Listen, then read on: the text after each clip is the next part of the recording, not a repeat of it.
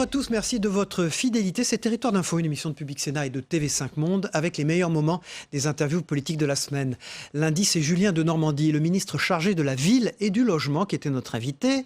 Un an après le discours d'Emmanuel Macron consacré aux banlieues, le ministre a considéré que les résultats se faisaient encore trop attendre sur le front de l'insertion par l'emploi, notamment dans les quartiers en difficulté, dont il a la charge. Un an après, il y a des choses qui ont très bien marché. Je pense à l'éducation. On a dédoublé les classes, 190 000 élèves qui sont aujourd'hui concernés. Je pense à la rénovation urbaine. On a remis les grues dans les quartiers. On a doublé les financements. Puis en l'espace d'un an, c'est près de 200 écoles dont la rénovation a été enclenchée. Près de 70 000 logements dont la rénovation a été enclenchée. Et donc tout ça, vraiment, qui a moins bien marché ça avance dans le bon sens. En revanche, il y a d'autres sujets sur lesquels on ne va pas assez vite. Je pense notamment au sujet de l'insertion par l'emploi. On a un taux de chômage qui reste incroyablement élevé dans ces quartiers. C'est insupportable. Qu'est-ce qu'on fait ? Et donc, il y a plusieurs choses. Il y a d'abord investir dans des dispositifs comme les emplois francs.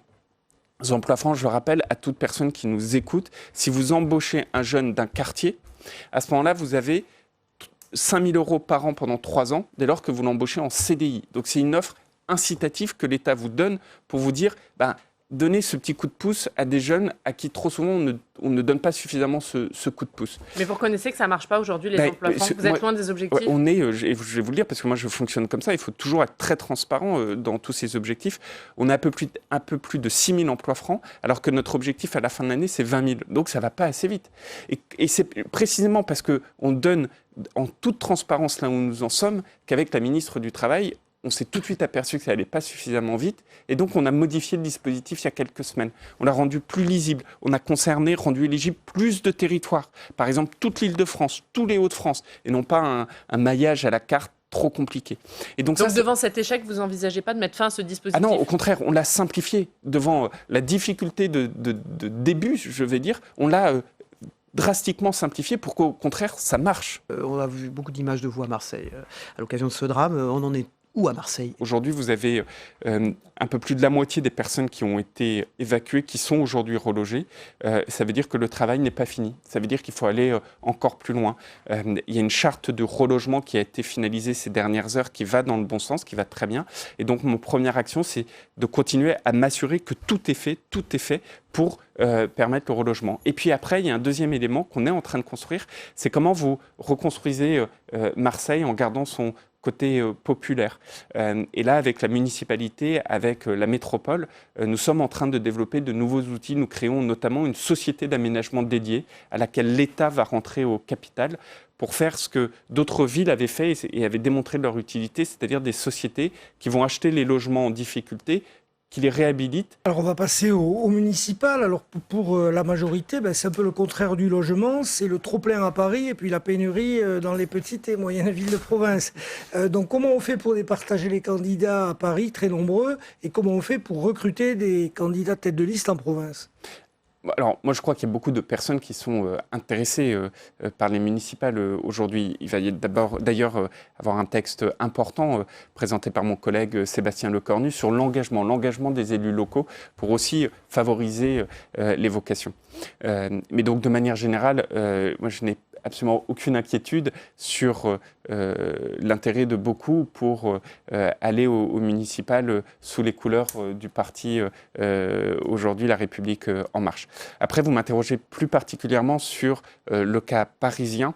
Alors, comme je l'ai annoncé, moi je me déporte du sujet parisien parce que je suis membre de la Commission nationale d'investiture. Mais donc je ne répondrai pas précisément sur le cas parisien, mais je vais vous répondre sur les grandes lignes sous-jacentes à votre question. Dans votre question, l'interrogation, c'est faut-il ou pas, pour départager, avoir des primaires.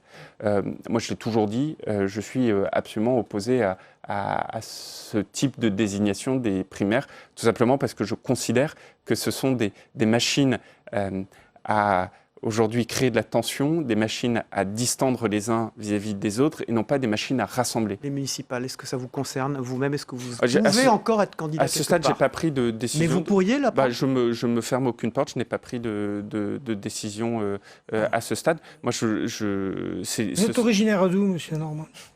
pour nos téléspectateurs. Je suis originaire de Normandie, étant né dans le Lot et ayant vécu à Paris et aujourd'hui dans le Val-de-Marne. D'accord. Donc ça vous laisse le choix. Pas du tout. Mais moi, je suis très attaché de toute manière à des engagements qui soient liés à votre histoire et liés à votre présence. Mardi matin, nous recevions Olivier Dussopt, le secrétaire d'État auprès du ministre de l'Action et des Comptes publics. Alors que le Sénat examine le projet de loi de réforme de la fonction publique, ce dernier a confirmé qu'il n'y aurait ni dégel ni décorrélation du point d'indice des fonctionnaires. Nous ne dégèlerons pas le point d'indice. Nous avons eu l'occasion à plusieurs reprises de dire que ça n'était pas la méthode que nous voulons retenir parce que ça représente un coût collectif extrêmement important pour un apport individuel relativement faible. Lorsqu'on augmente le point d'indice de 1%, cela coûte 2 milliards d'euros de dépenses publiques. Et pour un salarié, un agent public, qui gagne environ 2 000 euros net, c'est moins de 14 euros d'augmentation. C'est peut-être toujours bon à prendre, mais c'est peu par rapport au coût collectif. Pour la décorrélation du point d'indice, c'est-à-dire le différencier entre les 3 fonctions publiques, est-ce que ça va se faire ou pas ? Le président de la République avait ouvert le débat lors du congrès des maires de novembre 2017. Nous avons interrogé les associations d'élus. Aucune ne le souhaite. Donc non, pas de Aucune ne le décorrélation souhaite et du point donc d'indice. nous tiendrons compte de cet avis-là. Les municipales approchent aussi. Est-ce que vous travaillez, vous, à rapprocher les élus locaux de gauche de La République En Marche ? Bien sûr, il y a quantité d'élus issus de la gauche, du Parti Socialiste, des radicaux, des divers gauches, de la société civile, avec qui je partage les mêmes valeurs, c'est perçu qui ont le comment même par les parcours, ministres de droite du et qui gouvernement, souhaitent Olivier Dussopt ? participer à la réussite du quinquennat, qui souhaitent participer aussi à construire un barrage contre l'extrême droite. Mais est-ce que des alliances locales sont envisageables ? On a vu hier, vous avez présenté vos premières investitures. Olivier Klein, le maire de Clichy-sous-Bois, qui est un très bon maire. Qui est un très bon maire, c'est vous le dites. Il est soutenu par La République En Marche. Il a été immédiatement exclu du PS. Qu'est-ce que vous en pensez ? Je trouve ça triste. Je trouve ça triste et je regrette que mon ancien parti soit devenu une machine à exclure plutôt qu'à rassembler. Moi, je pense qu'en politique, on peut gagner et avancer quand on fait des additions et pas des divisions. Olivier Dussopt, l'exécutif durcit les règles de l'assurance chômage. On va en parler. Moi, j'ai une question à vous poser. J'ai vu qu'on allait taxer un peu plus les CDD au moment où on ne parle que de flexibilité du travail. Est-ce qu'il n'y a pas une contradiction là-dedans ? Je ne crois pas qu'il y ait de contradiction puisque l'objectif est que l'emploi soit durable. Et faire en sorte que le recours parfois abusif à des contrats courts puisse être sanctionné. Et de la même manière, dans le même temps, celles et ceux qui font le plus d'efforts pour offrir à leurs salariés des conditions de travail qui soient les plus stables, les moins précaires possibles, puissent être accompagnés. Je note d'ailleurs que dans le domaine de la fonction publique, puisque le Sénat va examiner le projet de loi que je porte sur le sujet ce soir, il n'y avait pas de dispositif de lutte contre la précarité. Et à l'initiative des députés, avec l'accord du gouvernement, nous créons non pas le bonus-malus, tel qu'il pourrait être annoncé par le Premier ministre ce matin, mais nous créons une prime de précarité qui existait dans le privé depuis longtemps et que nous allons appliquer aux contrats courts dans le public. Et l'introduction des ruptures conventionnelles, est-ce que ça, c'est pas la fin aussi de la stabilité de l'emploi dans la fonction publique ? Absolument pas, c'est un droit nouveau. Alors expliquez-nous. Aujourd'hui, lorsque vous êtes fonctionnaire, titulaire de la fonction publique, ou lorsque vous êtes contractuel en CDI avec un contrat à durée indéterminée, si vous souhaitez changer de vie, si vous souhaitez créer une entreprise, si vous souhaitez tenter une expérience dans le secteur privé, vous n'avez pas beaucoup de possibilités. Vous pouvez demander une mise en disponibilité à la convenance de l'employeur. Vous pouvez démissionner de la fonction publique, mais si vous démissionnez de la fonction publique, vous n'avez pas l'allocation chômage à l'issue de la période tout de suite après la démission. Alors que dans le secteur privé, vous pouvez demander à bénéficier, si votre employeur en est d'accord, d'une rupture conventionnelle. La rupture conventionnelle dans le secteur public va obéir aux mêmes règles que dans le secteur privé. C'est-à-dire un accord bilatéral. Ce n'est pas l'employeur qui l'impose à l'agent public titulaire ou contractuel, et ce n'est pas l'agent public qui l'impose à son employeur. Souvent, quand on parle de convergence entre le secteur public et le secteur privé, on a le sentiment que c'est pour dégrader les conditions d'emploi des agents du secteur public. Est-ce que ce n'est pas un outil qui peut vous servir pour atteindre le fameux objectif de réduction des 120 000 postes de fonctionnaires ? Le texte que je porte aujourd'hui en termes de convergence entre le public et le privé vise aussi à donner des droits aux agents publics. Vous avez évoqué la question des effectifs. Les 120 000 fonctionnaires. Les 120 000 postes, 120 000 non-remplacements de départ à la retraite. L'objectif est maintenu. Emmanuel Macron avait dit dans la campagne présidentielle que l'on pouvait garantir la même qualité de service progressivement en diminuant le nombre d'équivalents temps plein. Nous avons un objectif qui est le même, celui de faire des économies sans remettre en cause la qualité du service. Le président de la République a indiqué le 25 avril dernier qu'il ne voulait plus, il n'accepterait plus que des hôpitaux ou des écoles soient fermés sans l'accord des élus locaux. Et que si ces décisions, si ces priorités en termes de maintien des services publics sur le territoire nous empêchaient d'atteindre l'objectif de 120 000, il considérait que les engagements sur le service public étaient prioritaires devant l'engagement sur les effectifs. C'est la fin des 120 000. Ça n'est pas un totem. Mercredi, Adrien Quatennens, le député La France Insoumise du Nord, était sur notre plateau et a vivement critiqué les annonces du Premier ministre sur la réforme de l'assurance chômage. Il s'en est notamment pris à la méthode, considérant que par fainéantise, le gouvernement préférait s'en prendre aux chômeurs plutôt que de s'attaquer au chômage. Je vois bien la fainéantise du gouvernement, c'est-à-dire que plutôt que de s'attaquer au chômage, véritablement, on s'attaque aux chômeurs. Et moi, je pense que c'est prendre le problème par le mauvais bout. Il faut rappeler que le chômage est d'abord et avant tout une souffrance, qu'on peut estimer compte tenu de toutes les conséquences que ça a directement sur les familles, sur la vie quotidienne, que le chômage tue 14 000 personnes par an. Et durcir finalement les conditions d'accession à l'indemnité ou même baisser les indemnités chômage, on n'a jamais vu que ça solutionne le problème du chômage en tant que tel. Il n'y a quand même pas des choses bien dans cette réforme, par exemple le bonus-malus pour les entreprises qui abusent des contrats courts. J'y viens, mais justement, sur les contrats courts. On a un gouvernement qui prétend aujourd'hui, par cette réforme, lutter contre les contrats courts, mais qui est un gouvernement qui a accéléré l'idée de recours aux contrats courts. C'est ce gouvernement qui a posé un premier acte lors du début de la législature avec la casse du Code du travail et donc le fait, par exemple, que l'on instaure le CDI de chantier, de mission, dont tout le monde voit bien qu'il n'y a de CDI que le nom. Donc ce recours aux contrats courts, il est encouragé par une vision qui veut que, en fluidifiant, en libérant les énergies, finalement, eh bien, on crée de l'activité. Moi, j'alerte sur le fait que, oui, aujourd'hui, 80% des embauches qui sont réalisées le sont en contrat court, ce qui fait que le CDI, qui devrait être la règle, ne l'est plus. Et puis sur ces CDD signés, vous avez 30% à peu près qui sont des contrats d'un jour seulement et 70% qui sont des CDD de moins d'un mois. Donc par conséquent, vous voyez bien que le problème, vous disparaissez des statistiques chômage pour mieux y retourner ensuite. Grand meeting des opposants à la privatisation d'Aéroports de Paris. Gauche et droite, d'ailleurs, ensemble, sont très engagés pour le recueil de ces signatures. Ça ne va pas vous déranger d'être aux côtés de personnalités de droite, non, LR, pour recueillir ces signatures. On a calculé qu'il fallait 17 000 personnes qui signent tous les jours pour y arriver. Ça va être beaucoup. Hein. Raison de plus pour faire en sorte que nos efforts se conjuguent.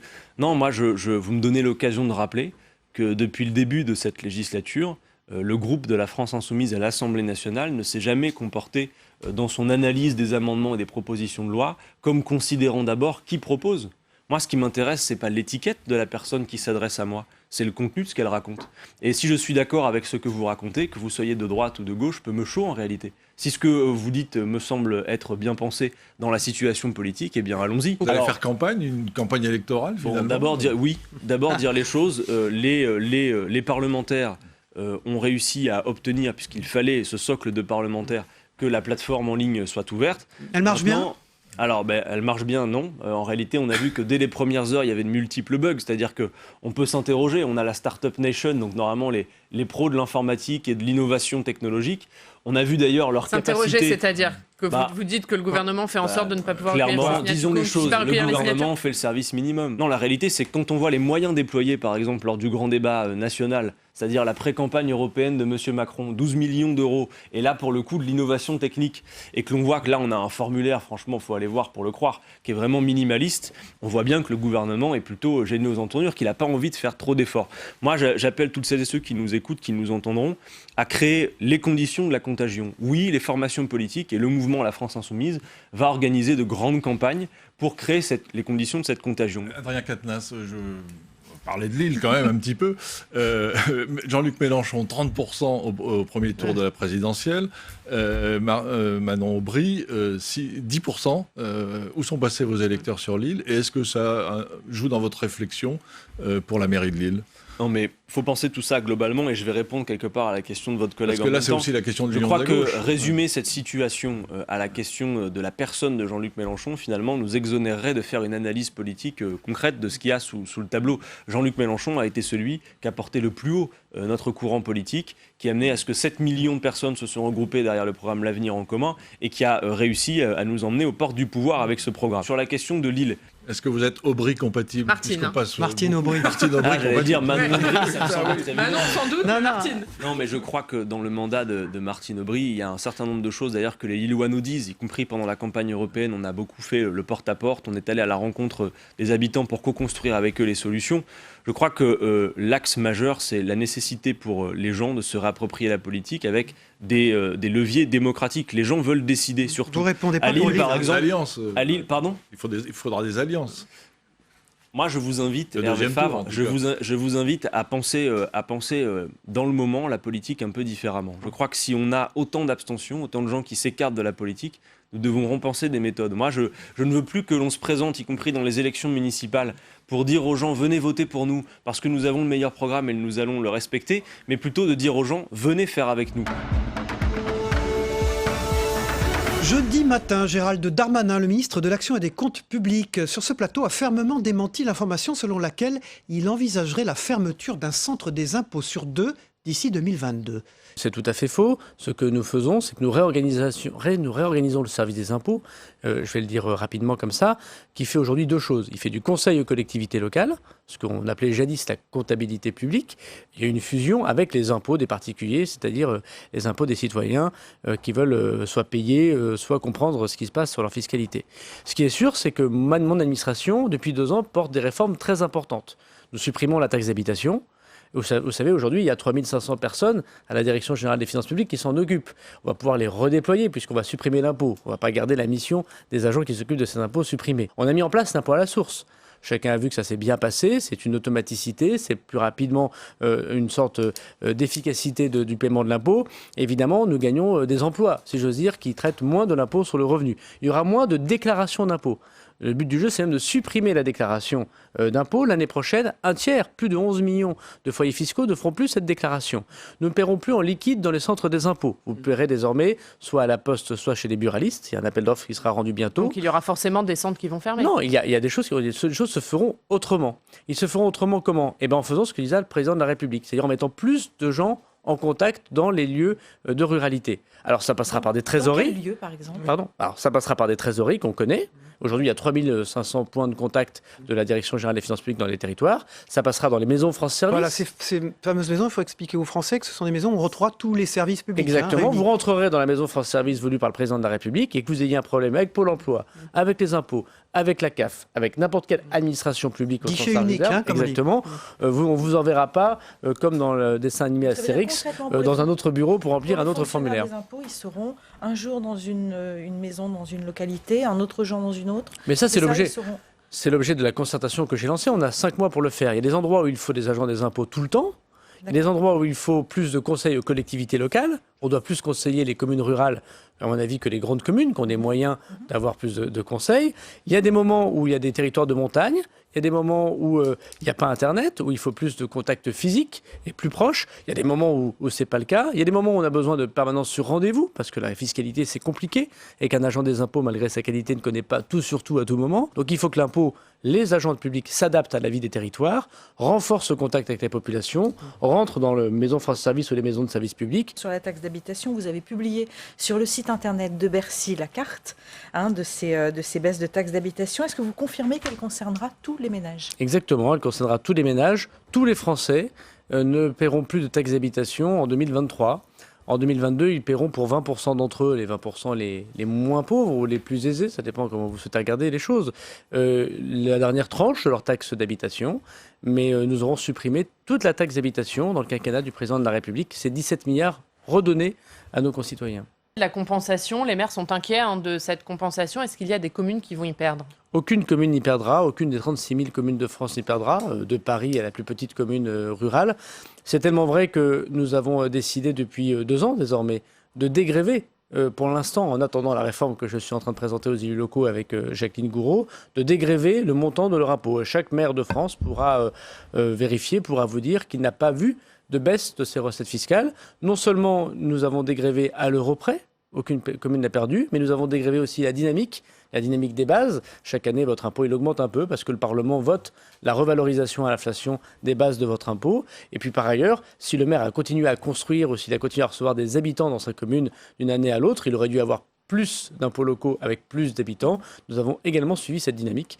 Donc c'est pas comme la taxe professionnelle où les élus, moi j'en étais, d'une ville industrielle, avaient eu un manque à gagner, notamment de stagnation puis de perte de dotation. Nous avons suivi la dynamique et chaque élu de France peut constater que le gouvernement a tenu sa parole. Ça veut dire que les 36 000 communes ne perdront pas 1 euro sur le long terme ? Exactement. Ou seulement là parce qu'on est en année municipale ou c'est plus Non, sur le long terme, ce sera effectivement marqué dans le projet de loi de finances. D'abord parce qu'on va remplacer cette suppression de taxes d'habitation non pas par une dotation augmentation budgétaire, non pas par des crédits de l'État, mais par un autre impôt, sans augmentation pour les Français. Aujourd'hui, par exemple, la taxe foncière, l'impôt que vous payez quand vous êtes propriétaire, il est divisé entre la commune et le département. Nous décidons de tout donner à la commune pour que la commune ait 100% de l'assiette, que quand le maire décide d'augmenter ou de baisser le taux, vous savez que c'est le maire et non pas le président du département. Parfois, il y avait un jeu qui était compliqué à comprendre pour le citoyen, un manque de lisibilité. Et puis, par ailleurs, nous donnons au département l'équivalent d'un point d'impôt national, comme la TVA, qui est très dynamique et qui règle une grande partie des disparités sociales. Vendredi, c'est Brune Poirson, secrétaire d'État auprès du ministre de la Transition écologique et solidaire, qui était notre invité sur ce plateau, interrogé sur les images des vaches à hublot diffusées par l'association L214. Cette dernière s'est dite choquée et a indiqué qu'il était nécessaire de mieux encadrer ces pratiques, voire d'en développer de nouvelles. Écoutez la ministre. J'ai vu ces vaches. J'ai été très choquée aussi, je vous avoue. J'ai vu ces images, j'étais retournée. Déjà, il faut savoir que ce sont des pratiques qui sont scientifiques, effectivement, et qui ne font pas souffrir l'animal. On en est sûr, ça. On en est sûr, parce qu'on le voit de toute façon, on sait mesurer le stress chez les animaux. Donc, et en plus, c'est à des fins scientifiques, essentiellement, pour, par exemple, pouvoir développer des antibiotiques, des médicaments.